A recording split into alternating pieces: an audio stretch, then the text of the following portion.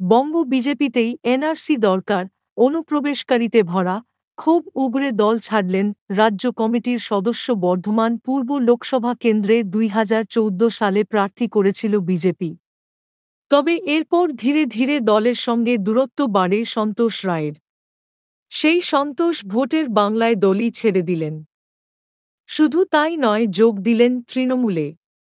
বিজেপির রাজ্য কমিটির সদস্য সন্তোষ রায় তৃণমূলে যোগ দিয়েই বলেন, বঙ্গ বিজেপিতে এনআরসি দরকার, অনুপ্রবেশকারীতে ভরে গিয়েছে।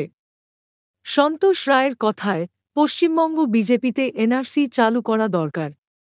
সব অনুপ্রবেশকারী মালিক হয়েছে বিজেপিতে, আর আমাদের মতো যারা আদি বিজেপি, আমাদের লাথি খেয়ে ভাগতে হচ্ছে। তবে এদিন যোগদান পর্বে কিছুটা বিভ্রাট হয়। বিজেপির সঙ্গে তাঁর ৩ দশকের সম্পর্ক হওয়ায় তৃণমূলের পতাকা হাতে নিয়েও মুখ ফসকে বলে ফেলেন, পশ্চিমবঙ্গের স্বার্থে আমি বিজেপিতে এসেছি। যদিও পরে শুধরে নেন তা। ২০১৪ সালে বর্ধমান পূর্ব লোকসভা কেন্দ্রে বিজেপির প্রার্থী ছিলেন সন্তোষ রায়। তাঁর অভিযোগ, ধীরে ধীরে তিনি দলে ব্রাত্য হতে শুরু করেন। সন্তোষের কথায়, বর্তমান বিজেপিতে আমাদের মতো লোকেদের কোনো জায়গা নেই।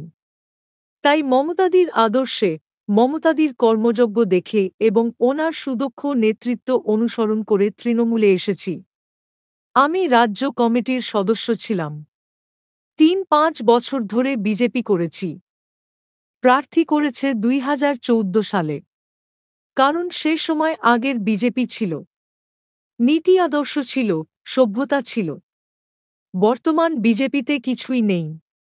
বলে দিলাম, খুব তাড়াতাড়ি বৃহত্তর বিজেপি নেতৃত্ব এই পথে হাঁটবেন। শনিবার তৃণমূলের জেলা কার্যালয়ে সন্তোষ রায়ের হাতে তৃণমূলের পতাকা তুলে দেন রাজ্যের মন্ত্রী স্বপন দেবনাথ, জেলা তৃণমূল কংগ্রেসের সভাপতি রবীন্দ্রনাথ চট্টোপাধ্যায়রা। জেলা তৃণমূল সভাপতি রবীন্দ্রনাথ চট্টোপাধ্যায়ের কথায়, ২০১৪ সালে লোকসভা নির্বাচনে বর্ধমান পূর্ব থেকে বিজেপির প্রার্থী হয়েছিলেন সন্তোষ রায়। তিনি বিজেপির প্রতি বীতশ্রদ্ধ হয়ে এবং মমতা বন্দ্যোপাধ্যায়ের কর্মযজ্ঞে অনুপ্রাণিত হয়ে তৃণমূলে যোগ দিলেন। তবে বিজেপি প্রার্থী অসীম সরকারের কথায়, খুব ভালো করেছেন, যার যেটা ভালো লাগে। সন্তোষবাবুর বিষ্ঠায় রুচি, তাই পদ্মে অসন্তোষ। পদ্ম ফেলে চোরের দলে গিয়েছেন সন্তোষ।